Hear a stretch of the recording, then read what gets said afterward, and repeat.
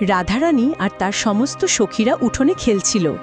হঠাৎ সেখানে ঋষি দুর্বাসা এলেন। এবার ঋষিকে দেখে সবাই ভয় পেয়ে গেল আর ওখান থেকে পালিয়ে গেল। কিন্তু রাধারানী গেলেন না। তিনি সেখানেই দাঁড়িয়ে রইলেন দুর্বাসা মুনির সামনে। আর তারপর ঋষি দুর্বাসা রাধারানীর কাছে একটি জিনিস চাইলেন, একটি এমন জিনিস যা অত্যন্ত দুর্লভ ছিল। সেটি কি ছিল? এটা নিয়েই আজকে আমাদের রাধা অষ্টমীর ব্রত কাহিনী। তো চলুন শুরু করা যাক। হরে কৃষ্ণা। একদিন সকালের সময়, স্থান ছিল বর্ষণায় মহারাজ বৃষভানুর উঠোন। চারিদিকে পবিত্র সুন্দর আবহাওয়া ছিল। পাখিরা গান গাইছিল আর সমস্ত গরু গোবর্ধনের দিকে যাচ্ছিল। গ্রামের সমস্ত গোপীরা নিজেদের ঘরের কাজে ব্যস্ত ছিল।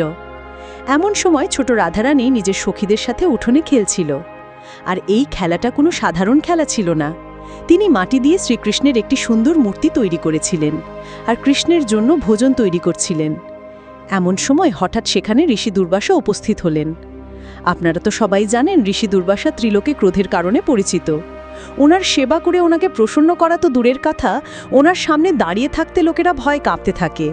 তো এই কথাটি রাধারানী আর তার সখীরাও জানত।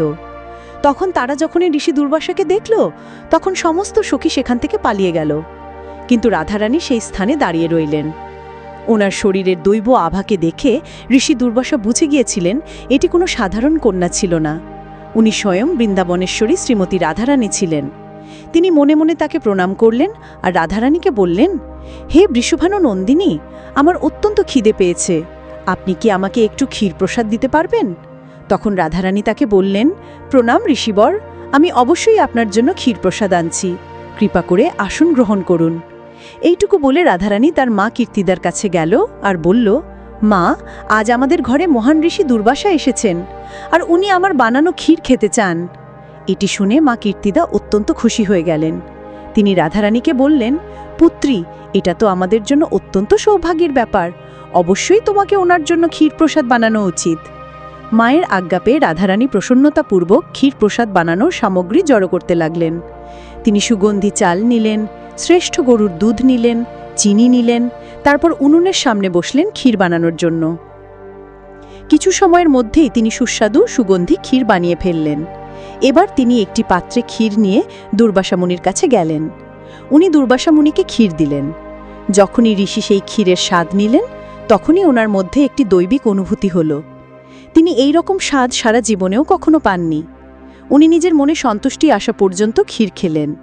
রাধারানীর ওপর প্রসন্ন হয়ে দুর্বাসা মুনি বললেন, হে রাধিকা, আমি আপনার আতিথেয়তায় অত্যন্ত প্রসন্ন হয়েছি।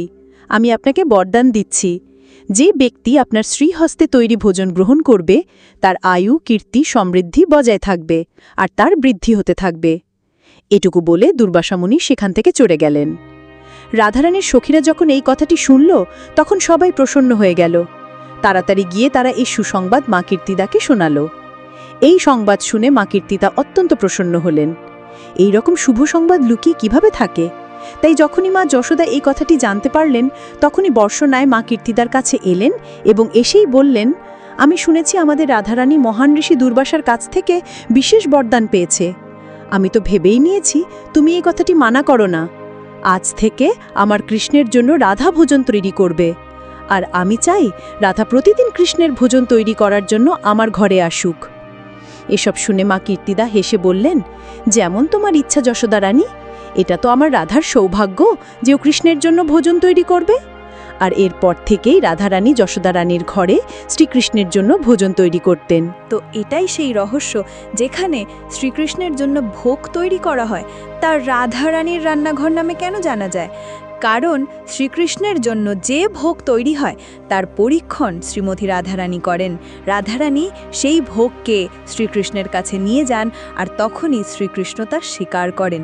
তাই জন্য বলা হয়, যখনই আমরা শ্রীকৃষ্ণের জন্য ভোগ তৈরি করব, প্রথমে তা গুরুকে অর্পিত করে আর তারপর রাধারানীর কাছে প্রার্থনা করে রাধারানীর দ্বারাই শ্রীকৃষ্ণকে ভোগ দেওয়া হয়।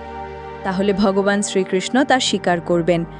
কিন্তু আজকের সময়ে অনেক লোক বাস্তবিক সর্বোচ্চ স্থিতিকে না বুঝেই ভাবনাময় ভক্তি করে থাকে। কিন্তু বাস্তবে রাধারানী কে, তা গুরু শিক্ষার মাধ্যমে জানা উচিত। শ্রীল প্রভুপাদ ভক্তি রসামৃত সিন্ধুর একটি অধ্যায় লিখেছেন, ভক্তির অর্থ হল রাধারানীর চরণচিহ্নের অনুগামী হওয়া। অনেকবার আমরা আমাদের গুরুর অনুকরণ করে থাকি। এটা করে আমরা শ্রী রাধারানীর কাছে অপরাধ করি। বাস্তবে ভক্তি আধ্যাত্মিক জগতের কাজ, যা স্বয়ং রাধারানীর নিয়ন্ত্রণে। আর ভক্তগণ শ্রীমতী রাধারানীর দয়ালু শরীরে ধ্যান করেন, তার কাছে প্রার্থনা করেন সে যেন ভগবান শ্রীকৃষ্ণের শুদ্ধ প্রেম ভক্তি লাভ করতে পারে। যদি আমরা রাধারানীর মাধ্যমে শ্রীকৃষ্ণের কাছে যাই, তাহলে খুব সহজভাবেই ওনার কৃপা প্রাপ্ত করতে পারব। এই কারণেই শ্রী চৈতন্য মহাপ্রভু এই শিক্ষা দিয়েছেন যে হরে কৃষ্ণ মহামন্ত্রের জপ করতে।